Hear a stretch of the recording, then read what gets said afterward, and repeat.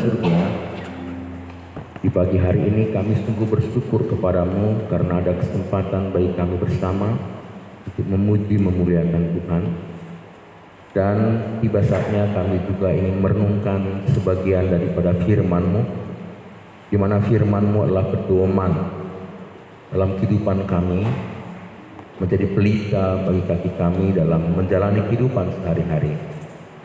Firman itu akan mengajari kami untuk melakukan perbuatan-perbuatan yang sesuai dengan kehendak-Mu. Oleh karena itu berbicaralah dan Kau pakailah hamba-Mu, supaya hamba-Mu menyampaikan dengan bahasa sederhana dan kami bisa mengerti, dan saat kami mengerti menjadi iman dan tindakan dalam kehidupan kami sehari-hari. Berbicara Tuhan, kami siap untuk merenungkan firman-Mu. Dalam nama Yesus kami berdoa. Amin.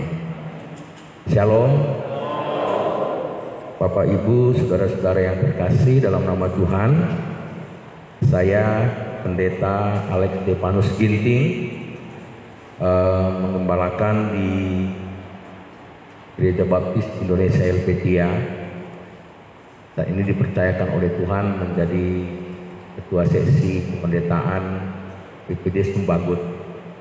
Dalam rangka ada konferensi misi di Bogor, beberapa waktu yang lalu saya bertelepon dengan Pak Pendeta Gembala Sidang di sini, Pendeta Kasta Teguh, dan beliau persilahkan saya untuk menyampaikan firman Tuhan. Saya mengucapkan terima kasih buat panitia perancang dan juga buat Pak Pendeta.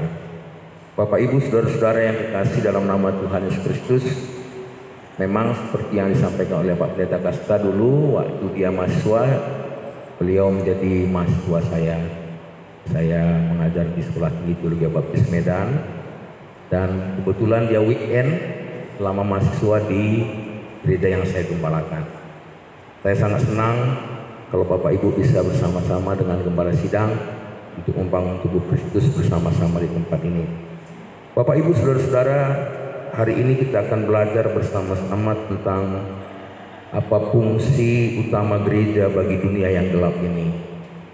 Memang kalau dipertanyakan hal ini, maka ada banyak orang punya ragam jawaban. Ada yang mengatakan gereja mengajarkan hal-hal moralitas, etika, keluarga yang harmonis. Ada banyak hal. Tapi waktu saya menyelidiki, yang paling penting adalah membawa kabar baik tentang keselamatan kepada setiap orang. Sebagaimana Bapak Ibu tahu bahwa Allah menciptakan manusia segambar dan serupa dengan Allah. Dia menempatkan manusia di Taman Eden, namun karena manusia itu melanggar perintah Allah, sehingga manusia jatuh ke dalam dosa. Yang kalau kita orang baptis bilang dosa asali, dosa yang mengakibatkan kita semua berdosa, yaitu dosa Adam, karena dia melanggar perintah Allah. Tentu pelanggarannya itu dinyatakan pada waktu ular atau iblis melalui ular berkata, tentulah kalau jika engkau memakannya, maka engkau akan seperti Allah.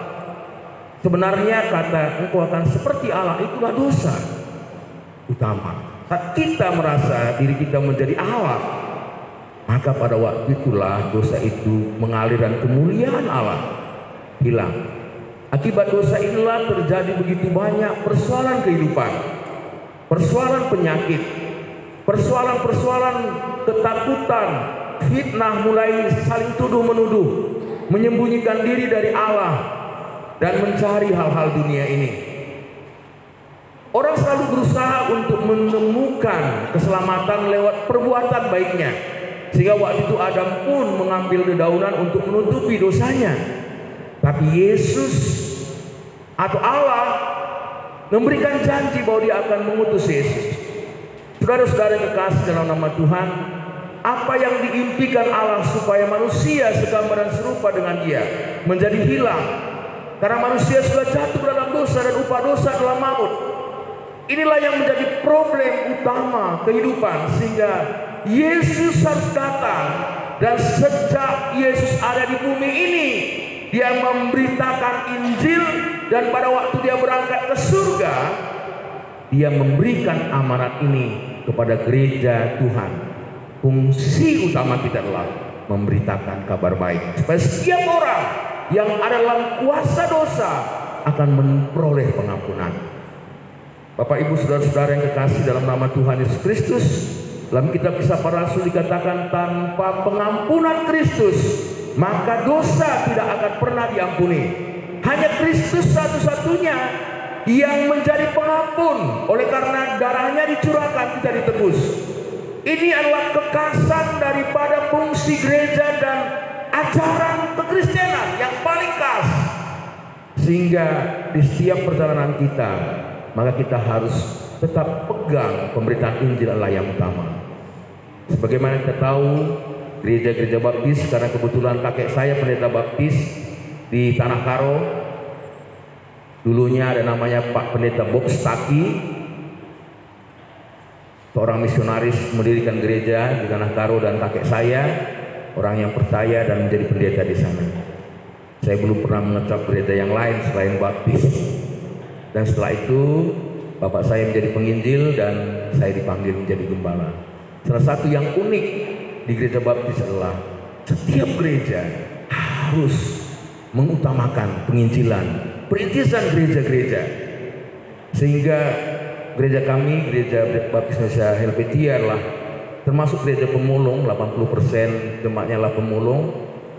Tapi saya selalu dorong supaya merintis beberapa gereja. Sekarang ini ada 4 gereja yang kami rintis, Bapak Ibu saudara sekalian. Walaupun mungkin nggak sampai 10 juta anggarannya, tapi kami dengan semangat bersama-sama dengan jemaat. Oleh karena itu, hari ini kita melihat bersama-sama sebuah teks firman Tuhan untuk menggerakkan kita bersama bagaimana kita seharusnya bersama-sama untuk menyatakan iman kita supaya orang-orang yang belum percaya diampuni oleh Tuhan.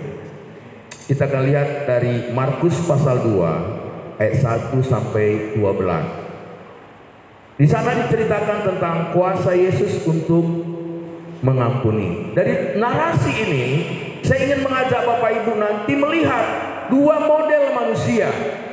Dan dari 2 model itu masing-masing juga ada model. Oleh karena itu Bapak Ibu saya ceritakan pada waktu Yesus Kristus ada di bumi ini, dalam tulisan Markus, muridnya Petrus, dia menuliskan tentang narasi bahwa Yesus adalah hamba Allah. Dalam kisah itu dijelaskan bahwa sebagai hamba Allah, Yesus anak manusia mengampuni dosa. Dia menyatakan mujizat dan terus menyatakan kuasa sampai semua orang mengejar-ngejar Yesus. Dia memberikan kesembuhan kepada orang kusta, dan dia berkata kepada orang kusta, jangan beritahukan kepada orang lain. Mungkin orang kustanya memberitahukan, sampainya Yesus ke padang-padang dan kembali ke Kapernaum. Dalam teks ini kita akan lihat bersama-sama Bapak Ibu saudara sekalian, di dalam ayat 1 dikatakan, Markus pasal 2, kemudian sesudah lewat beberapa hari, waktu Yesus datang lagi ke Kapernaum, tersiarlah kabar bahwa ia ada di rumah. Maka datanglah orang-orang berkerumun sehingga tidak ada lagi tempat, bahkan di muka pun tidak, sementara ia memberitakan firman kepada mereka.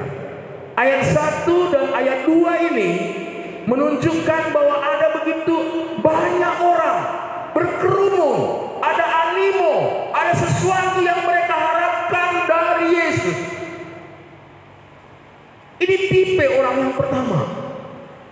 Sewaktu saya menyelidiki secara mendalam bahwa kehadiran dan motivasi mereka lebih tertuju kepada apa yang Yesus perbuat, yaitu menyatakan mujizat.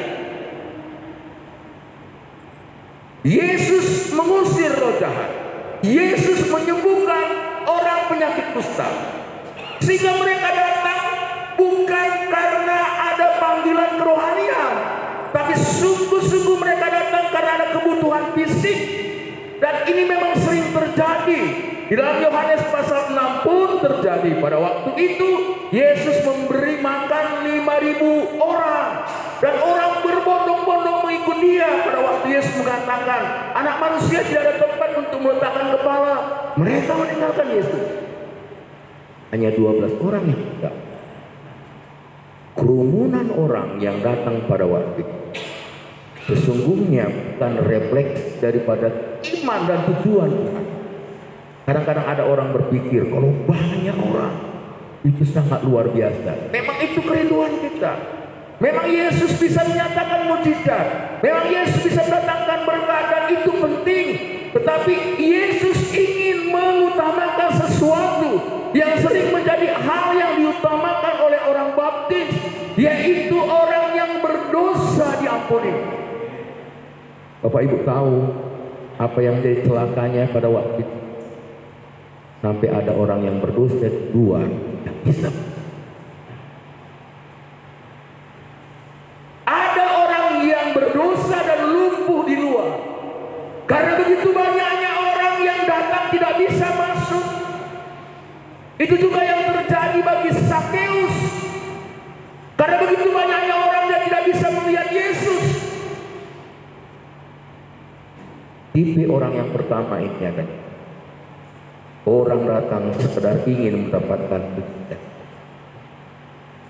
Kenapa saya demikian katakan? Karena sampai akhir pelayanan Yesus, orang-orang ini tidak pernah mengakui dengan benar. Saudara-saudara kekasih, berulang kali kita lihat dalam Alkitab orang-orang mau mengikut Yesus. Daripada waktu Yesus sedikit agak tegas tentang tujuannya datang ke dunia ini, maka ada satu ketika mereka mau dorong Yesus dari tebing dan mau menjatuhkan Yesus. Hari ini mungkin ini menjadi sebuah analisa dalam hati kita. Apakah aku datang kepada Yesus dengan sebuah tujuan ingin benar-benar bertemu dengan Yesus, atau hanya sekedar supaya saya dapat temu? Tidak salah mukjizat. Saya senang kalau ada mukjizat Tuhan dinyatakan. Tapi kenyataannya dalam sepanjang perjalanan padang gurun, mukjizat luar biasa. Tapi hanya 2 orang yang sampai ke tanah. Karena memang jelas iman itu adalah pengakuan kepada Yesus sebagai Tuhan dan Juru Selamat. Amin. Amin. Bapak Ibu, apakah Bapak Ibu tidak tahu bahwa fenomena kekristenan sekarang ini menuju ke sana? Hari ini kita mau bersama-sama lihat Bapak Ibu, orang-orang yang mendengarkan firman Tuhan seperti ini. Itulah yang disebut oleh Yesus seperti benih yang tumbuh di tepi jalan, seperti benih yang tumbuh di atas batu, seperti benih yang tumbuh di semak belukar, di tepi jalan cuek dengan firman Tuhan. Di atas batu emosi sesaat dan langsung mati. Di semak belukar karena tindihan masalah-masalah langsung meninggalkan Tuhan. Oleh karena itu Bapak Ibu Saudara sekalian, kita harus tahu bahwa di dalam cerita narasi Markus ini, dia ingin mengingatkan kepada kita bahwa Tuhan justru melihat orang yang beriman seperti tipe yang kedua ini. Mari kita perhatikan bersama-sama ayat yang ketiga dan keempat. Dikatakan demikian. Ada orang datang membawa kepadanya seorang lumpuh, digotong oleh 4 orang. Tetapi mereka tidak dapat membawanya kepadanya karena orang banyak itu. Lalu mereka membuka atap yang di atasnya. Sesudah terbuka mereka menurunkan tilam tempat orang lumpuh itu berbaring. Inilah tipe umat baptis. Amin. Amin. Bapak Ibu, ini adalah sesuatu yang sangat penting kita renungkan. Pada waktu saya kuliah di Universitas Sumatera Utara, saya tamat sebagai TI sipil. Pada waktu itu saya kerja di salah satu perusahaan namanya Arkayasa Tbk. Tepat tahun 1998 terjadi kismonitor besar-besaran. Akhirnya kami harus di-drop untuk jual alat berat. Pada waktu itu Bapak Ibu Saudara sekalian, saya ditantang oleh seorang pendeta baptis. Dan dia berkata, karena dia melihat saya begitu aktif di PKMB, kamu ini kayaknya mau menjadi hamba. Kamu Kamu ini harusnya jadi hamba Tuhan. Saya bilang, saya ini insinyur, saya ini kerja di kontraktor, kenapa saya jadi hamba Tuhan? Saudara-saudari dikasih dalam nama Tuhan Yesus Kristus, karena terus setiap hari saya diajak untuk datang ke rumahnya, namanya Bapak Stefanus Lindung ya, dulu pendeta baptis yang ada di Batam. Akhirnya saya merespon panggilan Pak Yahweh. Saudara-saudara, pada waktu itu orang tua saya mengatakan, kalau Anda mau jadi hamba Tuhan, silakan. Halaman ini mengingatkan kepada saya tentang 4 orang ini yang mengangkat orang lumpuh ini naik ke atas. Ada 3 aspek yang dialami oleh orang. Supaya orang lumpuh ini diampuni dosanya, disembuhkan oleh Tuhan, ada 3 hal tindakan iman yang dilakukannya. Supaya saya bisa memberitakan Injil dan saya bisa menjadi berkat bagi banyak orang, harus ada tindakan iman. Yang pertama, mereka tetap menerobos walaupun sulit. Ada orang yang sakit lumpuh membawanya ke tengah yang datar saja sulit, apalagi seperti bagaimana kita tahu rumah orang Yahudi itu di atas seperti ada loteng dan dari samping ada tangga. Mereka menggotong orang lumpuh ini, sangat sulit karena sudah mulai mau masuk tidak bisa. Mereka menggotong sampai akhirnya di atas. Sangat sulit. Kesulitan yang kita hadapi untuk mengerjakan pekerjaan Tuhan, melayani Tuhan, sungguh-sungguh membuktikan iman kita, karena Yakobus berkata, iman tanpa perbuatan telah mati. Mereka berbuat dan bertindak, mereka mulai mengatasi kesulitan itu. Bukankah itu yang dialami oleh Rasul Paulus pada waktu dia memberitakan Injil, Bapak Ibu Saudara sekalian? Dalam kitab 2 Korintus dia mengatakan pasal 11, aku berulang kali disesat, 40 kurang 1 karang kapal, dan berulang kali mengalami kesulitan. Bapak Ibu Saudara-saudara, mari kita perhatikan bahwa iman itu perlu menerobos kesulitan.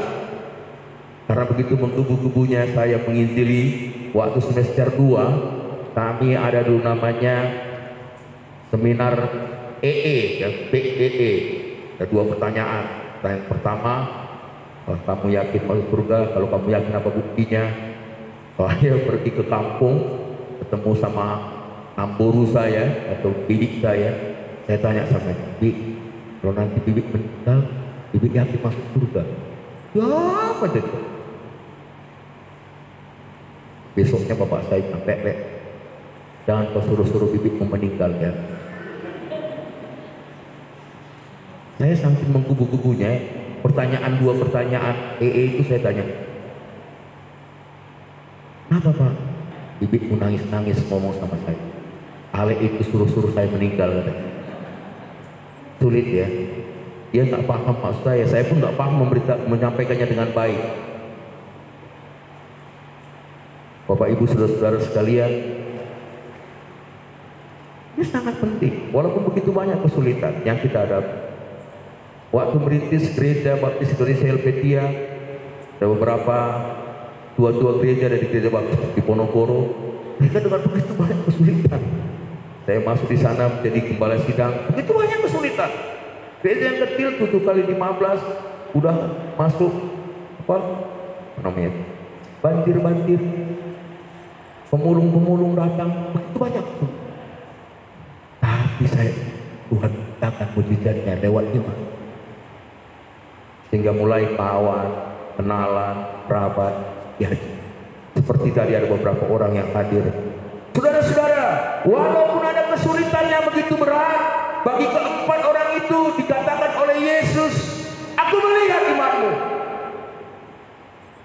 Ada kesulitan yang mungkin kita hadapi, dan kadang-kadang Bapak Ibu, hal yang tidak biasa kita lakukan. Tidak biasa membuka atap, itu sesuatu yang membuat orang lain bingung. Sebagaimana Bapak Ibu tahu, atap rumah orang Yahudi itu 4 lapis. Kayu, tanah liat, jerami, ubin. Waktu dibuka ubin, ada jerami. Dibuka jerami, ada tanah liat. Dibuka tanah liat, jatuh di depan Yesus tanah liat. Orang kaget. Apa ini? Dipikir orang gempa. Keluar katanya. Tapi supaya orang lumpuh ini menerima pengampunan dari Tuhan, itu pun mereka. Saudara-saudara, walaupun ada harga yang harus dibayar, yang memiliki rumah ini namanya Petrus dan Andreas, adiknya, saudara, pasti harus dibayar, harus ada harga. Tapi supaya orang ini menerima pengampunan dari Tuhan, apa kata Tuhan merespon iman mereka? Ayat 5. Ketika Yesus melihat iman mereka, bukan iman satu orang, tapi iman mereka. Ketika Yesus melihat iman kelima orang itu, berkatalah ia kepada orang lumpuh itu. Apa katanya? Hai anakku, dosamu sudah diampuni. Lihat ini. Dosamu sudah, ya. Dia tidak bicara kesembuhan, tapi dosamu. Tindakan iman teman-temannya, tindakan iman jemaat Tuhan, tindakan iman kita akhirnya membuat orang-orang yang adalah lumpur dosa datang kepada Yesus.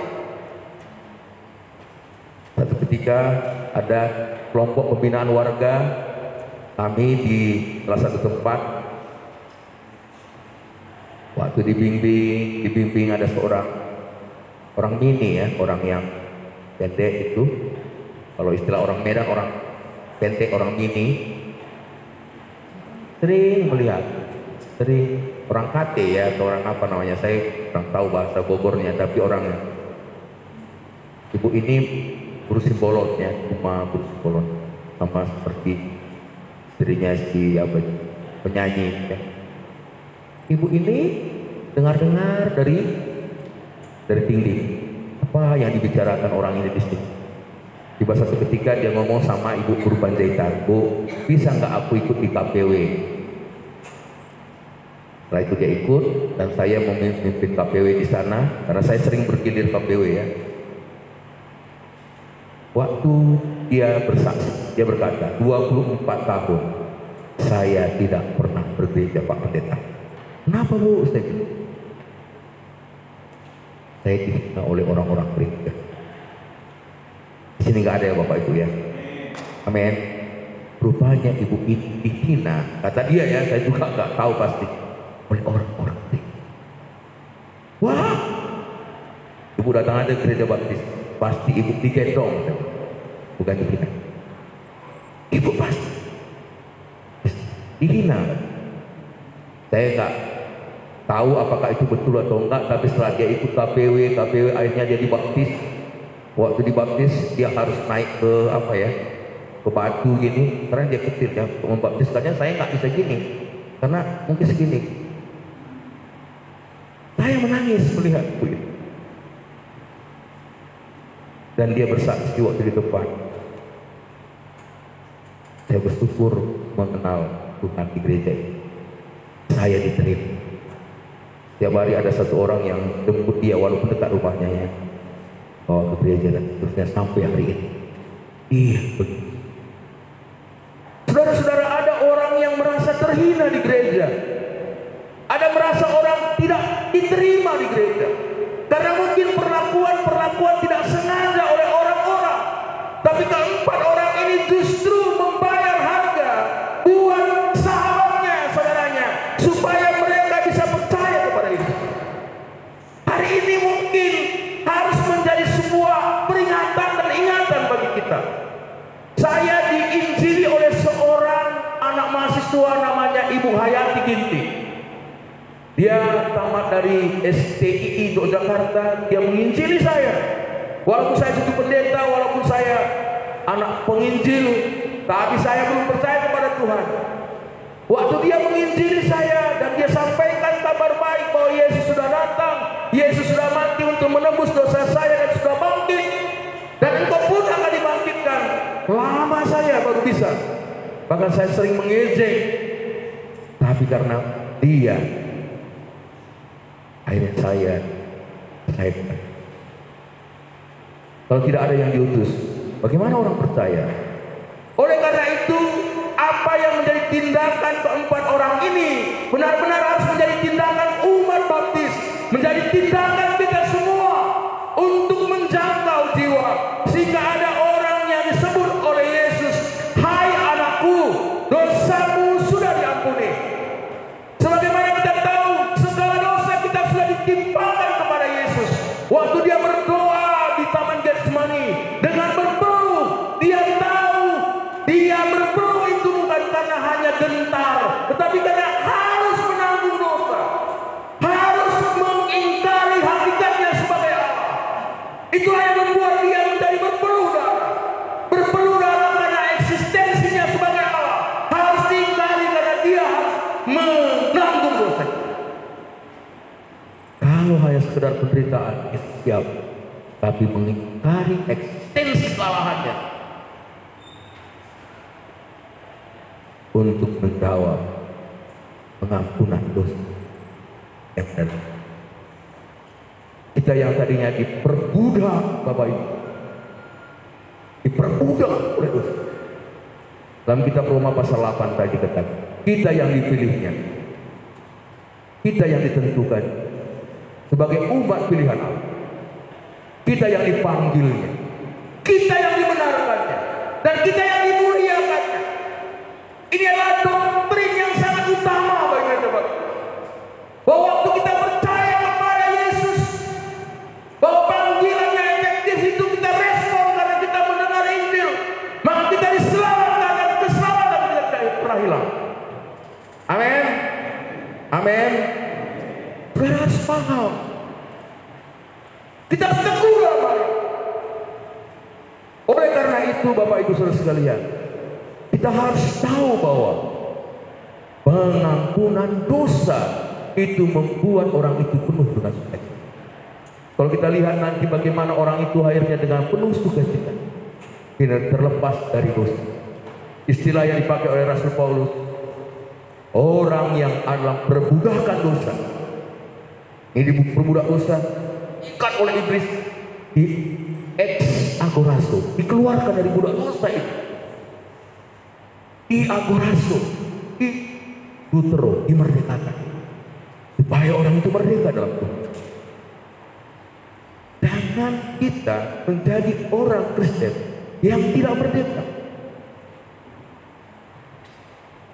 Benar-benar merdeka, orang yang penuh sukacita itulah yang benar-benar bisa menyatakan tindakan iman seperti keempat orang.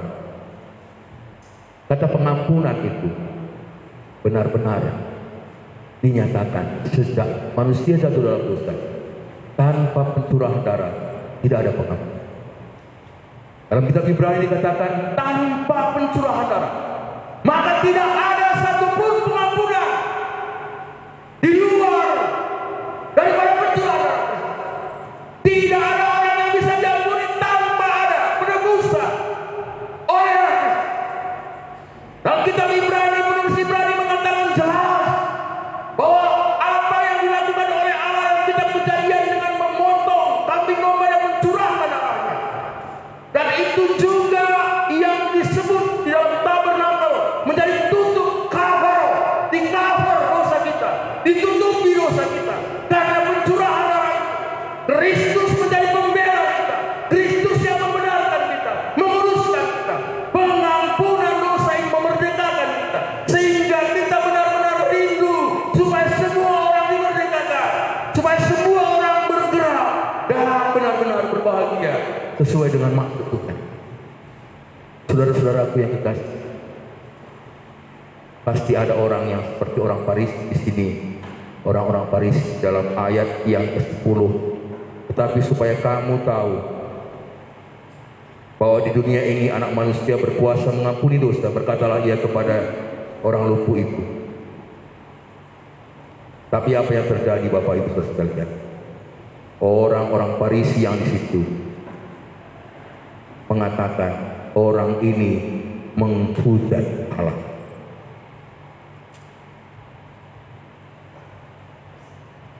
Orang menghujat. Akan ada orang-orang agamawi yang menganggap orang-orang yang menginjil, memberitakan kabar baik, penghujat. Apakah orang Yesus ini penghujat Allah atau pengampun dosa? Untuk menjelaskan dengan tuntas supaya dia benar-benar dianggap Tuhan yang mengampuni, maka dia berkata, mengapa kamu berpikir begitu dalam hatimu?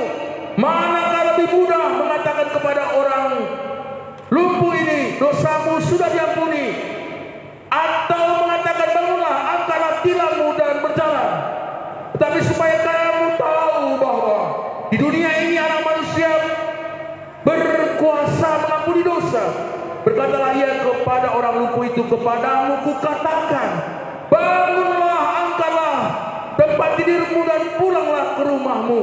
Dan orang itu pun bangun segera, mengangkat tempat tidurnya dan pergi keluar di hadapan orang-orang itu, sehingga mereka semua takjub lalu memuliakan Allah. Katanya, yang begini belum pernah kita lihat.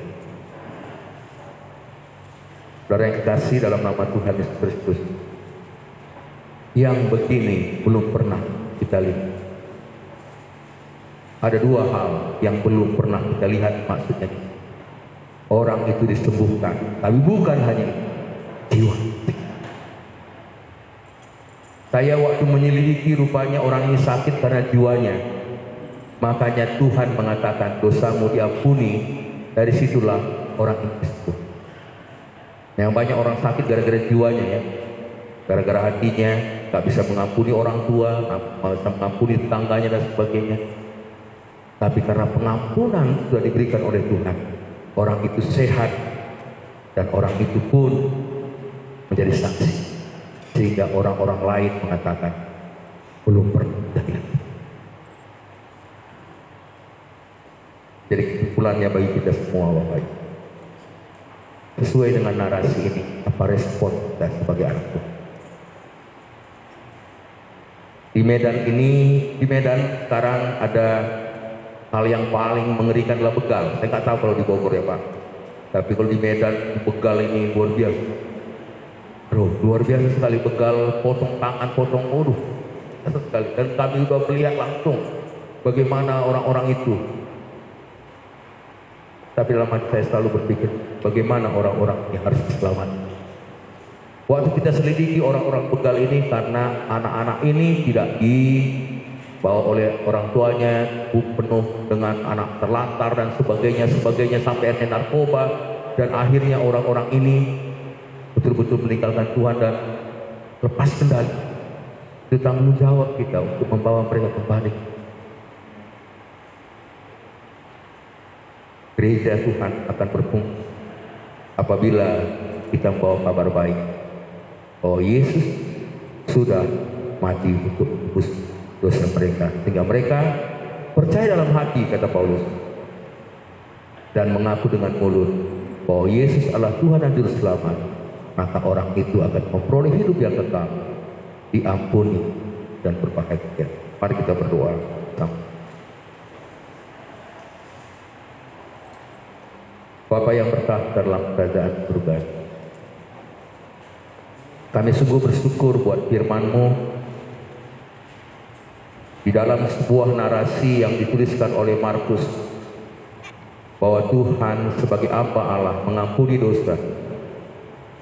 Kami tidak mau Tuhan hanya sekedar datang dan berkerumun, dan kami juga tidak mau seperti orang Farisi yang justru mengkritik Yesus, tapi kami mau seperti 4 orang yang walaupun ada kesulitan, harga yang harus dibayar, walaupun kadang-kadang harus mengerjakan yang di luar kekuatan, namun kami percaya dan yakin kuasa Roh Kudus akan menolong kami. Karena kami tahu ada begitu banyak orang yang sekarang ini menanti-nantikan Tuhan. Bapa, firman-Mu sudah hamba-Mu sampaikan kepada kami. Orang-orang yang berdosa ada di dalam ikatan kurungan dosa mereka, sehingga perlu kami memberitakan Injil waktu mereka mendengar dan percaya, mengaku dengan mulutnya, mereka akan dibenarkan dan dimerdekakan. Terima kasih buat firman-Mu.